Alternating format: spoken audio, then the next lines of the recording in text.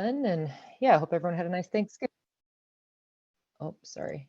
The meeting just yelled at me that it's recording. Perfect.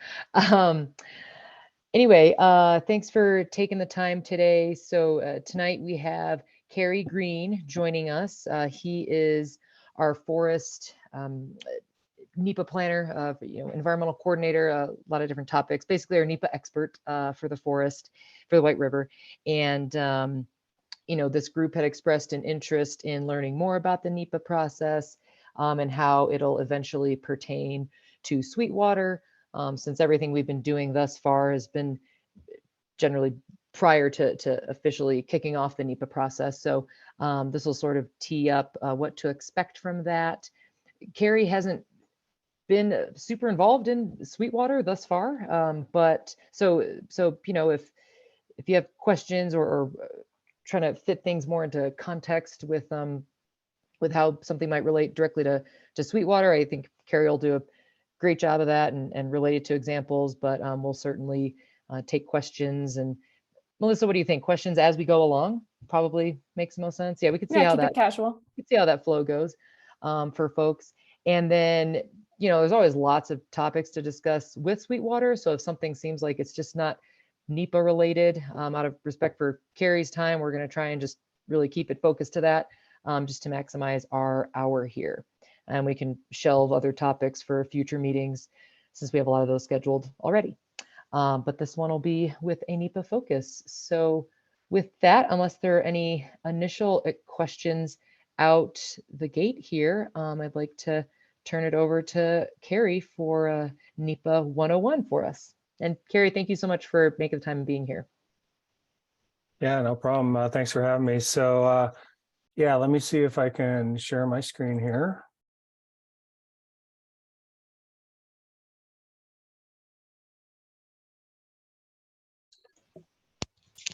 It's loading. I see it. Got it. Looking good. All right. There we go. Is that looking better? I'm going to kind of turn off my video just in case the internet connection is bad. But yeah, so NEPA 101. So welcome. What I'm going to do is going to give you an overview of the National Environmental Policy Act and its processes and opportunities for public participation. Let's see.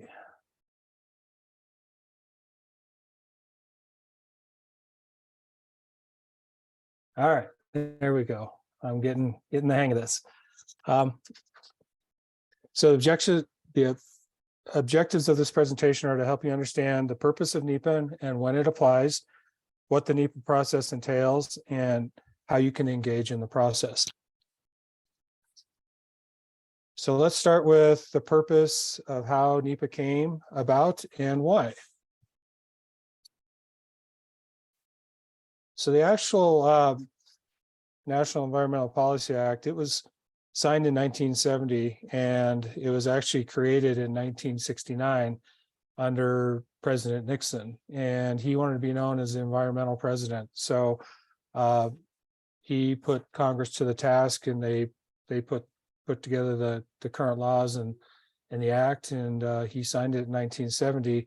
And then soon after, several other laws followed, including the Clean Water Act, the Clean Air Act, and the Endangered Species Act. So NEPA, it applies at the federal level, and many federal agencies have regulations and procedures for implementing NEPA. But in this presentation, we're only going to be looking on how the Forest Service implements NEPA.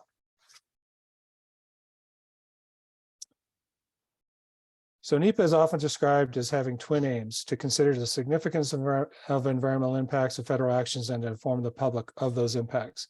NEPA does not require that all impacts are avoided. It does require that impacts are reduced if possible, and that the consequences of federal actions are fully understood prior to decisions being made. The overall intent of NEPA is better decisions on how to proceed with a federal action or actions. So NEPA applies to major actions subject to federal control and responsibility. Major federal actions may include new and continuing activities, including projects and programs entirely or partially financed, assisted conducted, regulated, or approved by federal agencies. Major federal actions can also include new or revised agency rules, regulations, plans, policies, procedures, and legislative proposals. So some examples of actions that typically require NEPA include, but are not limited to, livestock grazing, mining and mineral exploration, vegetation management and or hazardous fuels reduction, which can entail thinning, prescribed burning, timber harvest, restoration, to name a few. Other projects, transportation, recreation management, which could include development, maintenance, and or decommissioning of roads, trails, and developed sites. And also other actions permitting utilities and infrastructure on national forest system lands, such as power lines, communication towers, or weather monitoring stations. And lastly, NEPA covers developing or amending or revising land management plans.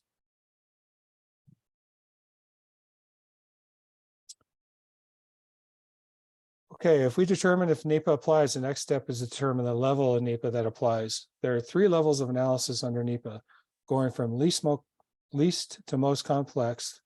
They are a categorical exclusion, an environmental assessment, and an environmental impact statement. The decision documents associated with the level of analysis are, for categorical exclusions, it's decision memos.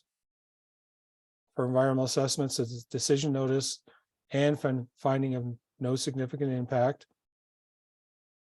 And for an environmental impact statement, it's a record of decision.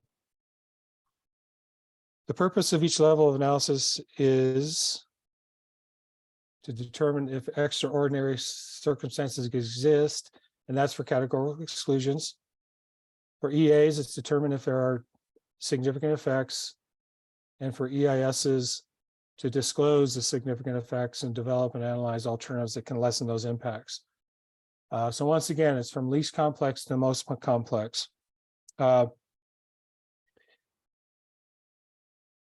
So in categorical exclusions, there's actually 55 categories that the Forest Service has to cover the analysis for categorical exclusions. And these are mainly just routine decisions that the agency has done over and over again. And so the impacts are very well known. And so there's very little risk in making a decision with a categorical exclusion analysis. One thing that we do have to cover is determine if there's extraordinary circumstances, and there's actually 7 of these. One is to determine if there's any federally listed or endangered species in the project or project area, if there's floodplains, wetlands, or municipal watersheds, if there's wilderness areas, if there's roadless areas as designated in the 2012 Colorado roadless rule.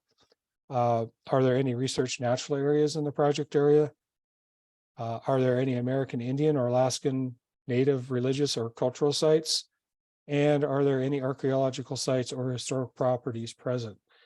If any of those exist, we have to take a really hard look to see if what effects those may have. And generally, if there is one or more that exists, it will at least bump it up to an environmental assessment so we can determine if there are significant effects. And just to kind of give you, yeah. Sorry, there's a question in the chat while you're kind of talking about the effects portion.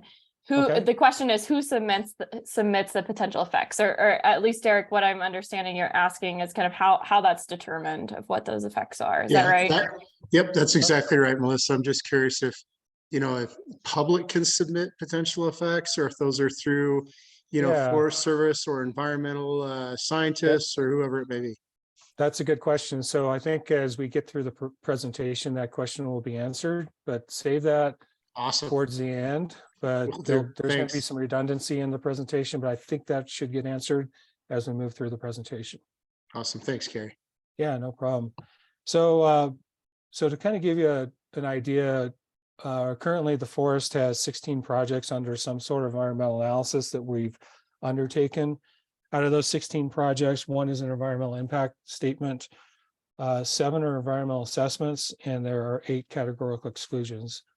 So that's what's in the hopper, so to speak. We have some other ones that are being proposed that will probably be added to that, but most of those are categorical exclusions. So you can see we use that categorical exclusion category quite often because we do a lot of routine activities across the forest, and that's how we analyze most of them.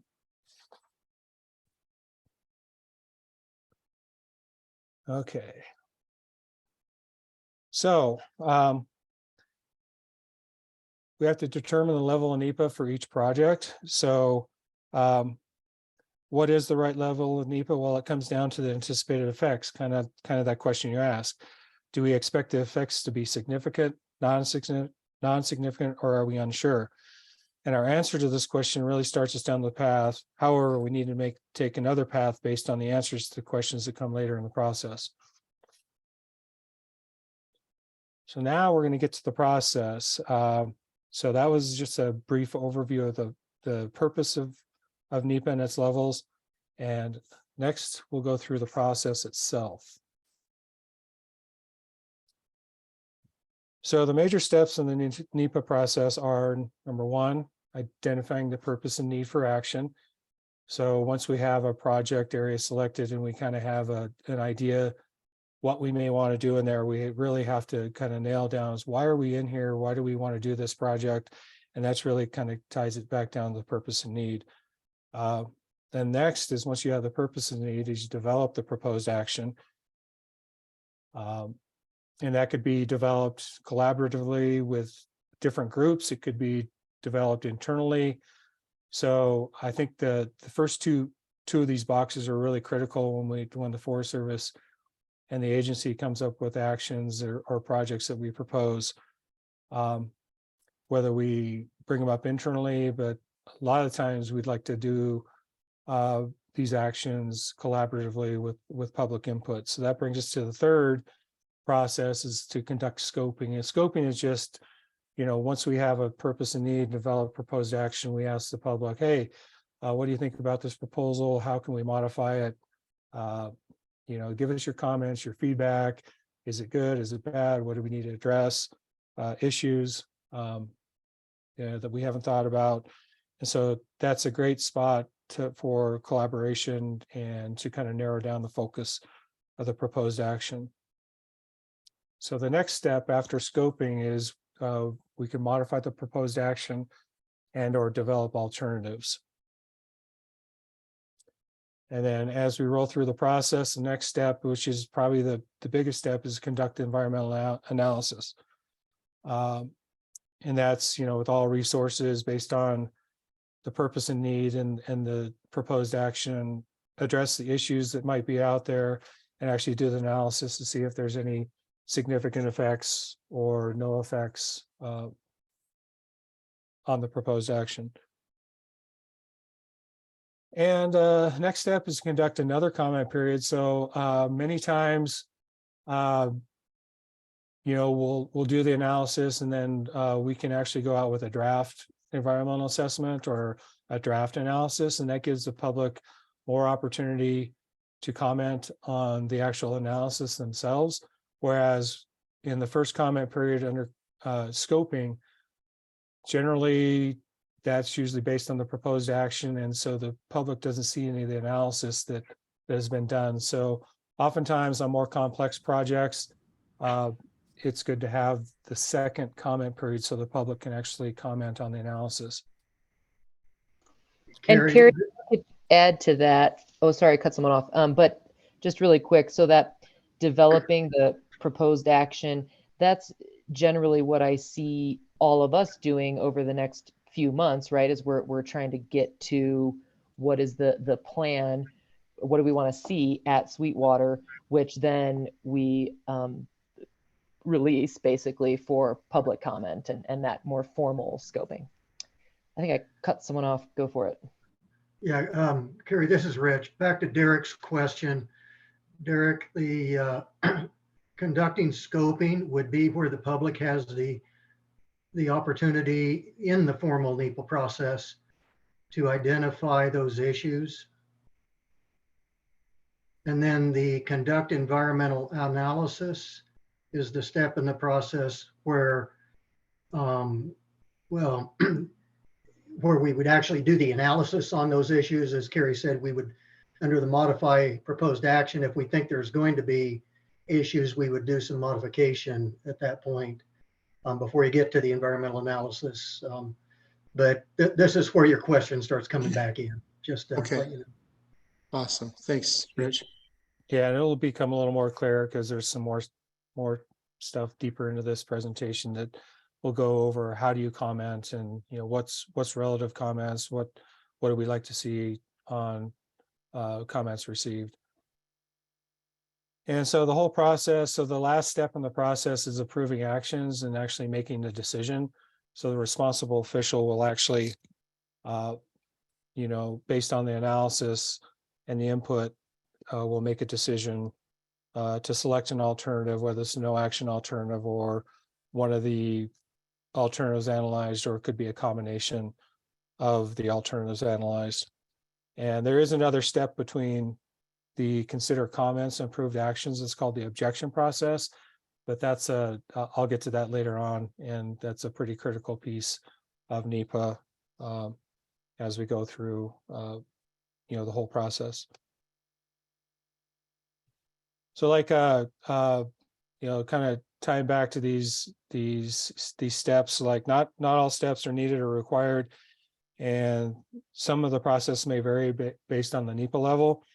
And we'll walk through each step of some of these processes as we move on. So these boxes are the ones I'm talking about, steps that may or may not be needed. We could skip these or include them in the process, depending on how complex and how much public participation we have. Okay, so the level of process analysis may vary based on the complexity of the action and its legal framework, as well as the anticipated significance of the effects and level of the controversy. So actions with higher complexity, impacts, and controversy will have more analysis and the process than those with lower complexity, impact, and controversy. We'll explain how analysis and processes may vary as we explore each step in more detail. So the first step in the NEPA process is identify the purpose and need for the action. The purpose and need is a succinct description of the need for management action and its objectives. The purpose and need may be focused on limited needs or expanded to address multiple needs. The purpose and need drives the actions that will be proposed. The more expansive the purpose and need, the more complex the proposed action will be. So this is really when we identify the purpose and need, this is the why. Why are we proposing this proposed action? So when we develop the proposed action, it describes who's proposing the actions, where, when, and how the management actions will occur. It should be developed to comply with all the applicable laws and regulations within the Forest Service and within CEQ regulations. CEQ is the Council of Environmental Quality, by the way. NEPA requires agencies to consider other laws and regulations at the earliest reasonable time. This ensures that agencies consider all relevant environmental impacts, avoid delays later in the process, and head off potential conflicts. Other laws that often apply in conjunction with NEPA include, but are not limited to, the National Forest Management Act, including land management plans developed under this act, the Endangered Species Act, the National Historic Preservation Act, and the Clean Water Act.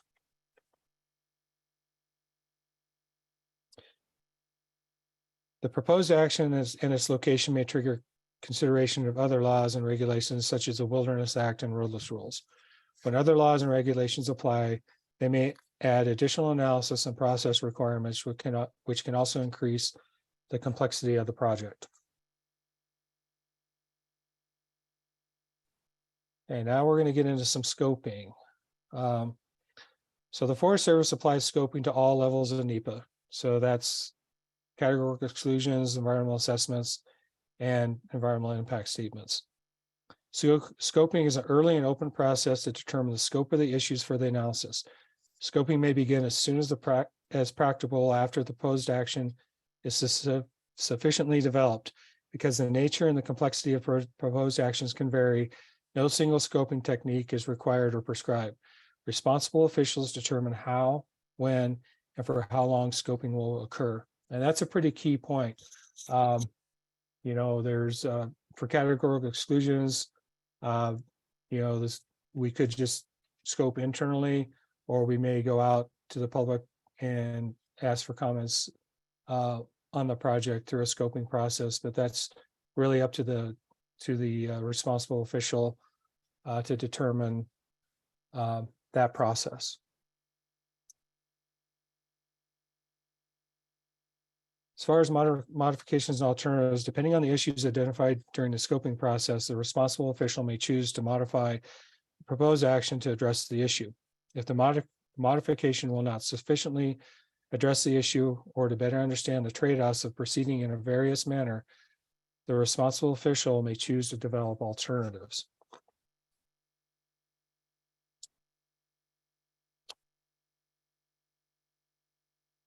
And so after that, we conduct the environmental analysis. So analysis is conducted for several reasons. First, it demonstrates the need to modify actions to ensure compliance with applicable laws. And this is usually done as part of the preliminary analysis when developing the proposed action. Second, the environmental analysis is conducted to disclose environmental effects. And third, to make findings and conclusions that demonstrate compliance with the applicable laws.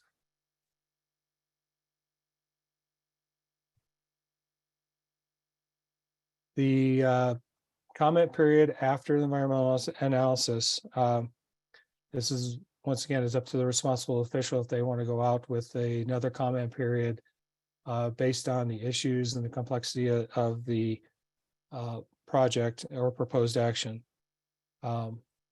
A comment period is not required for categorical exclusions, but a comment period is required for most environmental assessments. The timing of the environmental assessment comment period may vary. It can be conducted in conjunction with scoping or after scoping, and the responsible official has a discretion to determine the timing for when the environmental assessment comment period occurs. A comment period is required for all environmental impact statements. The comment period for an environmental impact statement occurs when the draft environmental impact statement is published. The notice of opportunity to comment for most actions is provided by legal notice published in the newspaper of record.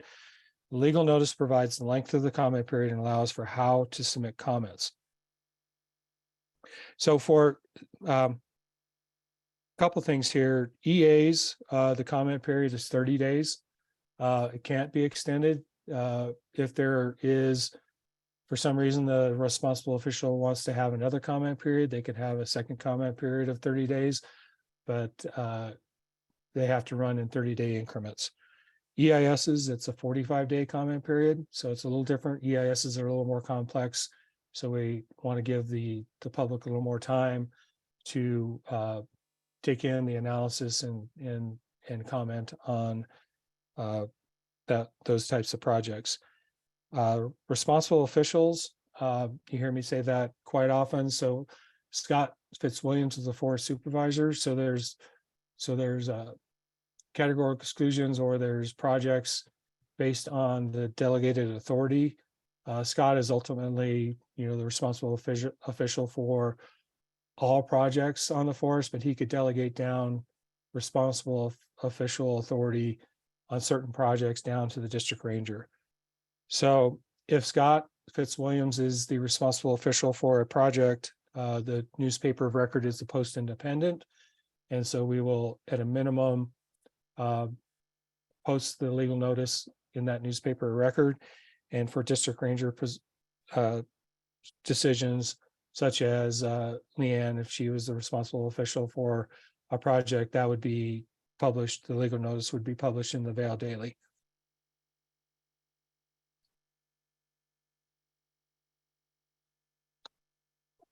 Okay, how does the Forest Service consider comments? So once we receive comments, the responsible official will consider all written comments and ensure their inclusion in the project record. The responsible official must provide a response to comments for EISs and may choose to provide a response to comments for environmental assessments. They may also choose to respond to scoping comments received for categorical exclusions. So I would say on the White River, most projects, especially environmental assessments, we do respond to comments. So we try to address them. It's a good tracking mechanism for us internally to keep track of all the comments we receive. Certain ways the agency may respond to comments are modifying the alternatives, including the proposed action, developing and evaluating alternatives not previously giving serious consideration, supplementing, improving, or modifying the analysis to include reviewing other science or literature provided or suggested, making factual corrections, or explaining why the comments do not warrant further agency response. Carrie, in this space, are there specific responses, or is it publicly identified? Like, here's the comment and here's the response to the comment? Or what is that process for someone who does submit something to know that there has been a decision or an action taken against their comment? Okay, good question. A lot of times what we do is we code comment letters. So we'll have a spreadsheet, and like maybe the first column will say letter. We'll code them based on when they're submitted. So like, let's say letter 10, we'll have letter 10. It was submitted by this individual. These are the comments. We'll code it that way up front. And then based on the issues in the letter, we can address issues individually if they're unique. But a lot of times issues are grouped into Pretty categorically, I'm assuming. categorically, yeah. Yep. So I mean, Okay. like if people, like if we get both supportive and comments, and we also get adverse comments. So usually those people that support the projects, they'll all be grouped into one group that says, these individuals supported the project. And then as we pick apart the comment letters, we'll drop those issues or those comments into groupings, and then we'll tie back the comment letter to those groupings in the spreadsheet, so we can track who provided what comments and what the issue is. Is that spreadsheet transparent and publicly available? Yes, yeah, it's part of the project Okay. record. Awesome. A lot of times, sometimes it's not part of the environmental assessment itself, but it's part of the project record. So if you have any inclination to see that, you can always request it and say, hey, can you post the response to comments on the website? And we can surely post that up for everyone to view during the analysis process. Awesome. Thank you. Okay. And the last part of the process is to, once all the required analysis and process is complete, the responsible official can make the decision and approve the actions. Except for some categorical exclusions, decisions must be documented and signed, and notification provided to interested or affected parties as soon as practicable after the signing. So what that means is some categorical exclusions, they're so basic that a lot of times we just write we write a letter to the file to approve that type of categorical exclusion. Those are the most basic categorical exclusions we have. And then other times there are decision memos attached to the complexity of the categorical exclusion. And obviously within environmental assessment, those have decisions as well as EISs. Okay, one thing I didn't specifically, that little step between this approved action and the NEPA process. I'm going to come forward here. So objections and appeals.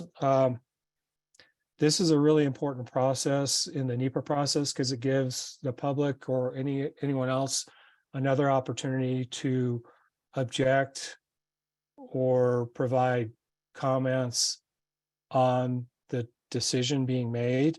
And it's actually a great process for us and as well for the public to kind of understand how the decisions are being made. So there's 3 different type processes under objections and appeals as far as what type of projects they cover. The first one is called the 218 objection pre-decisional process. And the next, and that I'll go into the next slide. And then the 219 pre-decisional objection process. And then the 214 appeal post-decision process. 214s I'm not going to go into just because those are tied back to special use permits. Generally, it's a decision on a special use permit. It's usually can be adverse, it could be supportive, but the only person that has the right to appeal is the person that holds that permit. So, so the flow chart shows the flow chart that I'm going to show you here is going to show that where the objection and appeal processes integrate with the NEPA process. So we kind of went over, we identify the purpose and need, we develop the proposed action, we conduct scoping, we modify the proposed action, we do the analysis, we conduct the comment period, we respond to comments. And so this is where the objection process falls. It's right in between the final approved decision, which the decision maker makes that decision, but this is the process where we will issue a draft decision and we will attach the environmental analysis so the public can actually see what the responsible official is thinking as far as their decision-making process. And this last one, that once again, that's just part of the slideshow. It's just to conduct the appeal process if that was a 214 appeal. So for this little box, the objection process, remember it's pre-decisional. And for most actions, the notice of opportunity to object is provided by publication of the legal notice in the newspaper record. And there's two types of objection processes. There's the 218 objections, which I mentioned earlier, and the 219 objections. Under the 218s, it's for EAs and EISs.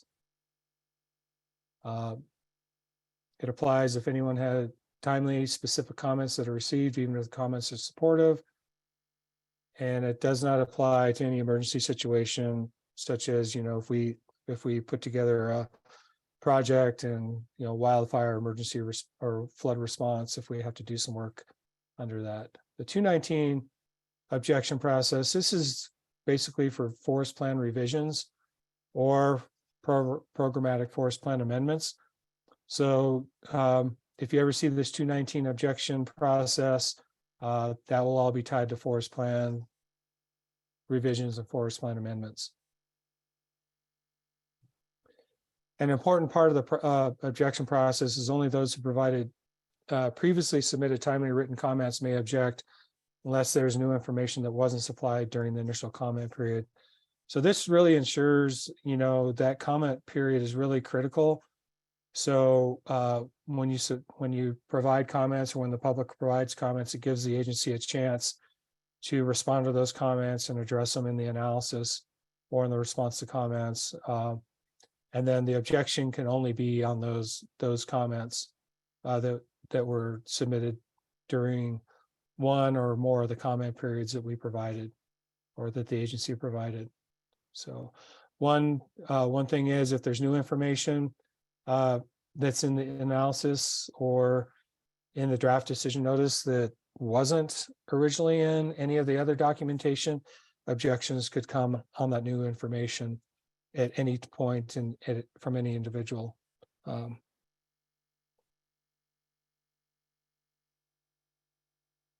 So on these, the objection process within 218,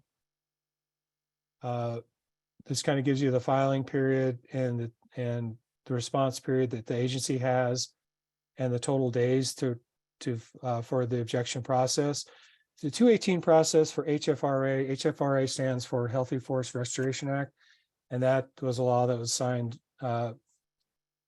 back in that basically expedites the review process. And that usually kind of ties back to vegetation and fuels reduction projects as well as restoration projects.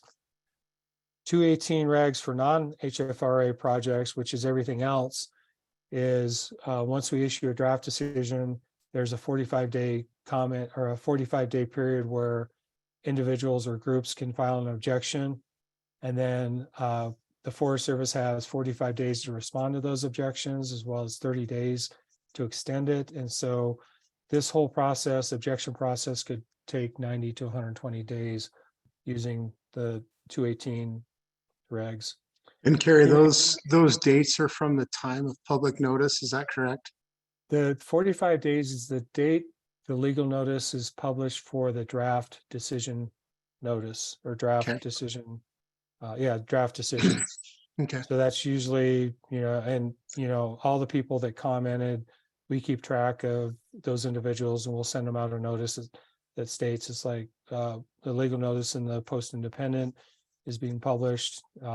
And we have a project website that accepts electronic comments that will open up the day after we publish the notice in the Post Independent or the newspaper record. And that gives people plenty of time to review the environmental record once again and put together their objections to the project. And so the 219 regs, a little different, 60 days for EISs, 45 days for non-EISs, 90 days with option to extend. There's no limit on days. So at a minimum, 135 to 150 days for 219 objections, which once again go to forest plan amendments or forest plan revisions.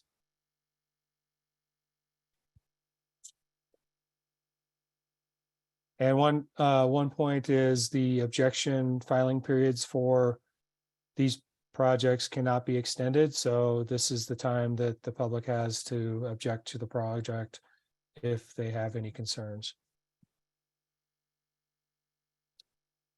Okay, so engaging in the process. This is really important. So this is how we take comments and really good tips for individuals or organizations to comment on our projects. And so this is a really, what we're going to look at as a good way or an effective way on how to engage in this NEPA process. So the key engagement points occur during the scoping period, the conduct, the comment period, and the objection process. So the responsible officials may choose to hold public meetings throughout the project development process, which may provide additional engagement opportunities. So we can also take comments during those opportunities as well. So let's look at ways to ensure how your efforts are going to engage in the project are effective in informing the agency's decision-making process. So there are several purposes for scoping. Comments received during scoping, which occurs earlier in the project of development, can help inform the scope of the purpose and need for the action, the scale or type of proposed action, and the issues for driving analysis, modifications, and alternatives. And also opportunities to resolve issues or concerns early on in the process. And one thing from the agency, we like to hear everything right up front in the scoping part of a project development so we can address it early and work through that process as we go through the analysis. Comment periods generally occur later in the project development when more is known about the anticipated effects. So this is once again, this is another comment period after we've had the initial proposed action, the alternatives, just gives more opportunities for the public to engage in the process and to provide input.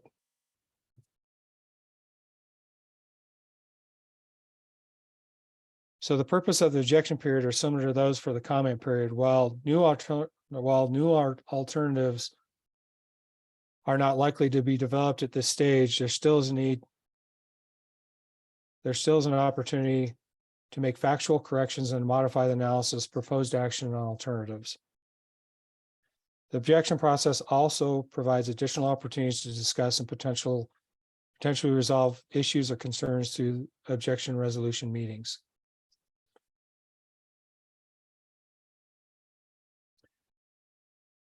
So this is kind of a key component. Do you have anyone have any questions on the objection process specifically? If not, we'll bump on down on how to submit written comments effectively. So regardless of what stage the project is and when the feedback is solicited, there are ways to frame comments and make them more effective in informing agency responses and decisions.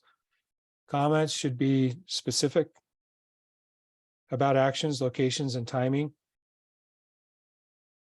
And here's an example of specificity. The trail is named and the project activities and areas of concern are called out in this statement. NFS trail, so that stands for NFS National Forest System Trail 123, runs through units A, B, and C, where commercial thinning is proposed. Use cause and effect statements in your written comments. Cause equals action and the effects equals outcome that is different from the existing condition.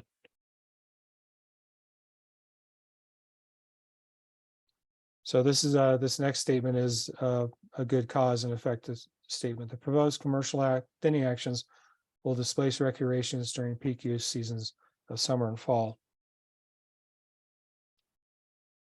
And if there's a violation of an action or law or regulation or land management plan, please describe that. That will make your case stronger. And we can kind of cover that and address to see if in fact, if we are missing anything in laws and rules and regulations.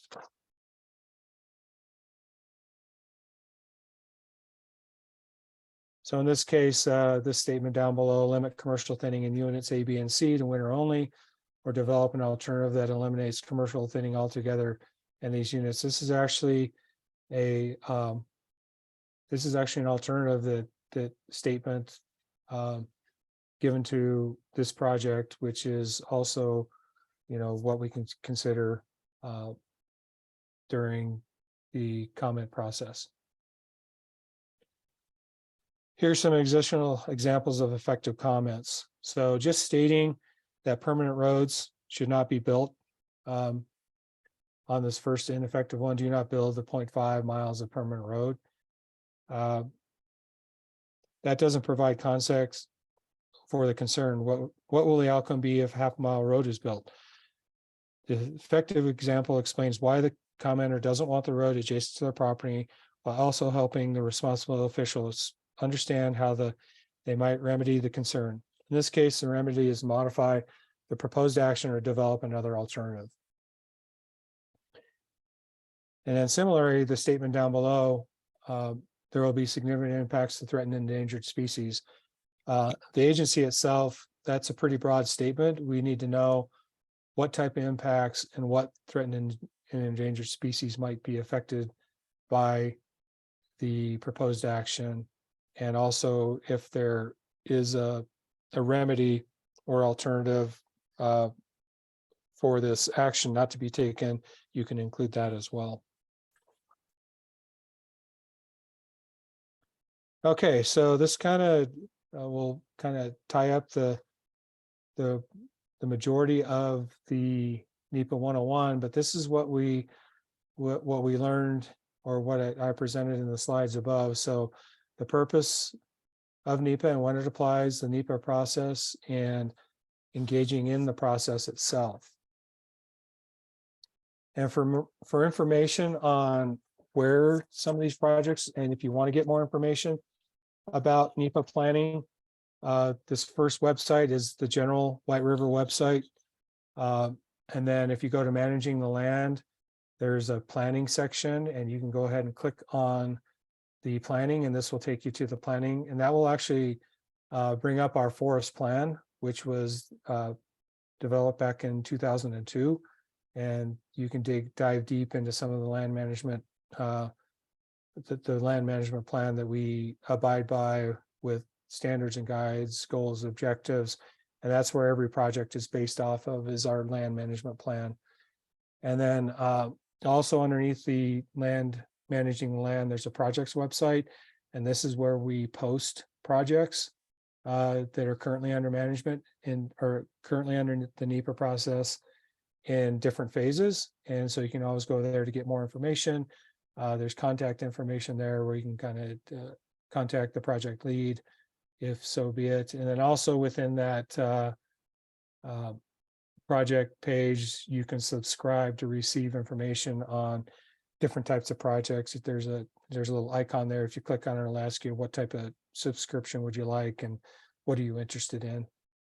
And lastly, the other website's called the Schedule of Proposed Actions. This is, I try to keep this up to date, and this is what's currently in process of the NEPA. And this actually shows the expected scoping dates, or when we actually did scoping, the expected objection period dates, and expected decision dates for each project. So good place to go check out, see what we're doing on the forest.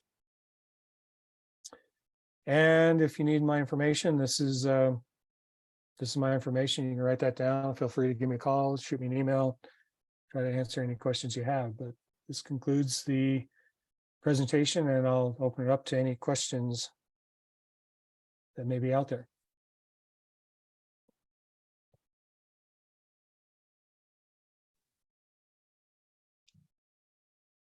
Carrie, sorry, this is Derek again. And is there a difference between actions that can be determined by, say, the forest ranger versus like all the way to Scott or some higher level? When you say actions, are you meaning proposed actions? Yeah, so let's say if there was feedback and maybe changes in a design or in a recommendation, are there different levels that, say, a ranger can approve versus, say, like all the way to the top of the Forest Service or the whole process? Does that make sense? Does a local ranger have some authority to make some decisioning outside of going through a whole process of reply again? Yeah, definitely the responsible official, or generally even if Scott's a responsible official, Leanne is the district ranger for projects that are on the Eagle Holy Cross district. She's going to be involved in approving those proposed actions. Gotcha. And based on public comments. So and then ultimately, if it is a if it is a forest supervisor type project, or if they have the authority to approve that project, then there'll be communication between the ranger and the forest supervisor on the proposed action and what they're going to take forward in the analysis. Awesome. Thank you.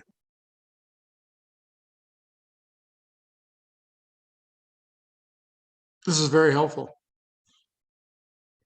Great. I agree. Thank you. This is Katie. Quick question, and maybe something that Scott can address at another time. As far as notification and newspaper, what do we call it, of record, we're in a very odd geographical location, and which newspapers would reach the people who would be most impacted by what's happening at Sweetwater. Is there an opportunity, I guess, maybe to put it in both publications? Yeah, I think there's always the opportunity. We at a minimum, we have to put it in the legal, the newspaper record. But if I'm sure Leanne has or the project is building a email list or a public contact list.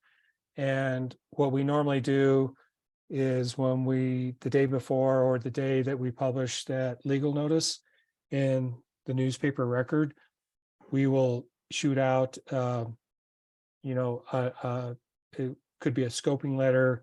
It could be a letter to inform individuals on that mailing list that, hey, the comment period for this project has begun. You can comment it on here. The project can be reviewed on this website, and this is where you comment. And so we do that for all big projects where we accept scoping, and also on the objection process.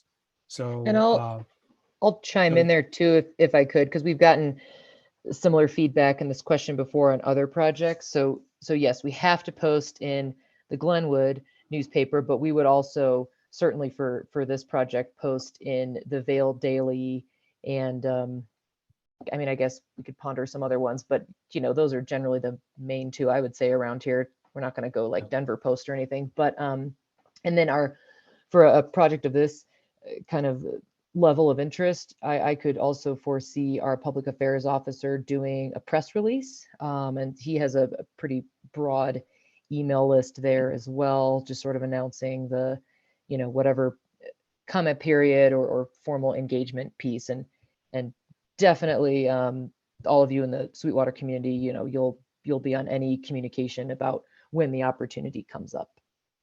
I see a hand raised from Fred.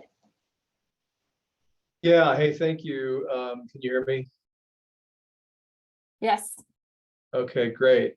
Yeah, one of the things that was not mentioned, Carrie, in your presentation is the cooperating agency nuance to the NEPA process. And I wanted to make a couple of comments there, really for the benefit of the Sweetwater community, not so much the forest, although it's important there too.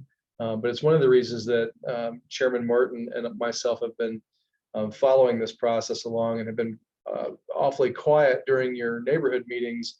But this is where the county is going to plug into this process in a much more formal way. And we have signed a cooperating agency agreement with the Forest Service. And a cooperating agency, for the benefit of Derek and others, is a federal or a state or tribal or local agency, as in public agency, having special expertise with respect to an environmental issue or jurisdiction by law, and may become a cooperating agency. One of the reasons I raise that is that's a fairly protected group of people who plug into this process in a kind of a unique way, where we're sort of privy to pre-decisional information that the general public won't be during certain parts of this. And so, for example, I see that EVLT is on this call. They would not qualify as a cooperating agency under NEPA. But Garfield County does, the fire districts do, I know of one district that's up there. I believe the Ute Indian tribe would qualify. There may be a few others. And so we, of course, take that role quite seriously. The agreement that we have with the forest is that we're going to meet with the forest basically every 2 weeks, where we get to coordinate quite closely privately with the forest and help design and evaluate those alternatives before it actually goes public. Now, this is the process I've been involved with, whether it's the BLM or the forest or Fish and Wildlife or others, for better part of 2 decades. So it's something that I think needs to be discussed. We've talked to Scott early on about what we know I think he wants to do. We believe it's a forest plan amendment at the very least, but so Carrie, I'd be curious if you maybe can describe for the other folks on this call, maybe in a better way than I did, that that's a really important component to this process. It is a really important component, and I think you described it very well. I was going to say, Fred, you kind of nailed it. Yeah. Good job.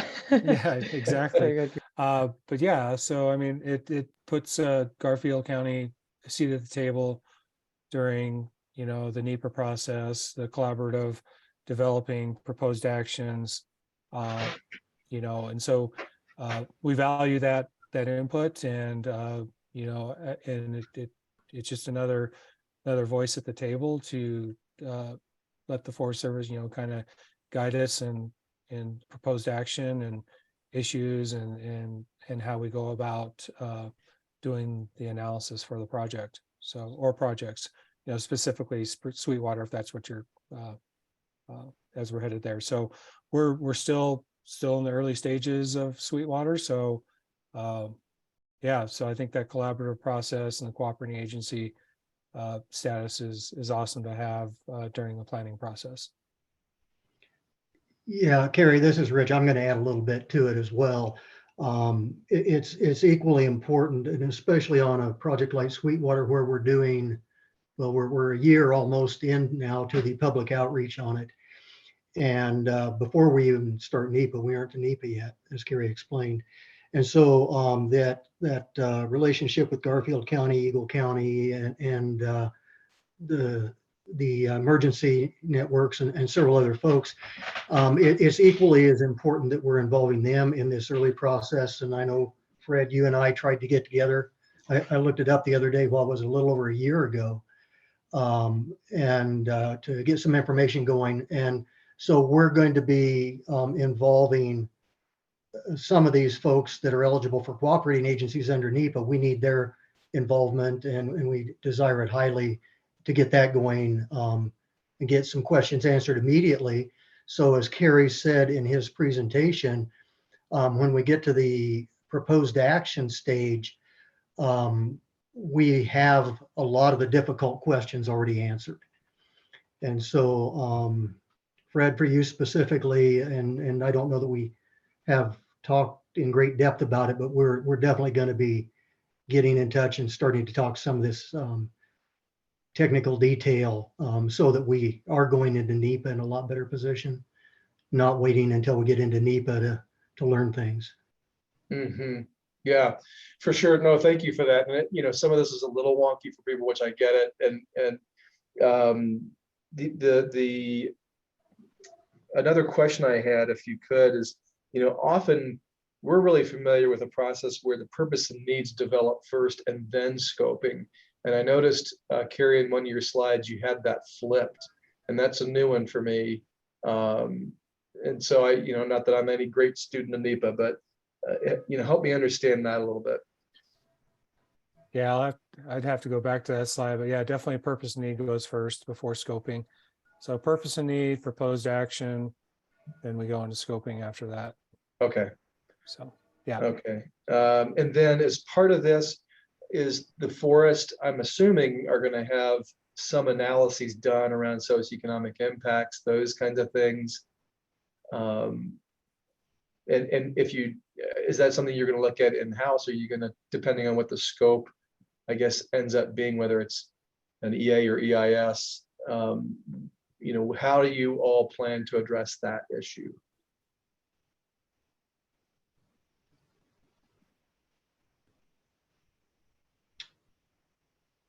Carrie, are you going to answer that, or? Well, I mean, I could look for you. I mean, my general answer would be, well, you know, as we get into the purpose and need, you know, statement, and we're developing that proposed action, then the issues are gonna start to come up. And as we collaborate with the cooperating agency and develop that proposed action, that's a step where things are going to be a little more clear, what the issues are, and whether it's going to be an EA, environmental assessment, or environmental impact statement on the analysis.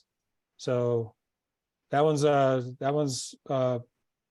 you know, to be determined, I guess, but I think we're not quite there yet. So, okay. And I think that's a fair representation. Is we have some items that we know we're probably going to have to analyze. We have others that are maybes and yet to be determined. And then we have other things that I'm sure folks would like us to analyze, but there's really no need to it, because we probably, no matter what we did up there, would not have any discernible effect at all on the outcome. So we haven't determined what those are yet, because we would generally determine those after NEPA, although, you know, we have some like we always know and get ahead on. We've already done a lot of surveys up on the site for bio, for instance. So I know that we're right at 7. Jacob, I saw you popped your camera on and had your hand up. Did you have a question before we close out? And then if there are other questions as well, but Jacob, go ahead. No, actually, my question was already answered, so I took it down. Thanks. Oh, great. Okay, perfect. I didn't mean to cut you off, Rich. I just wanted to make sure to respect folks' time. So if there's any other questions or any other clarification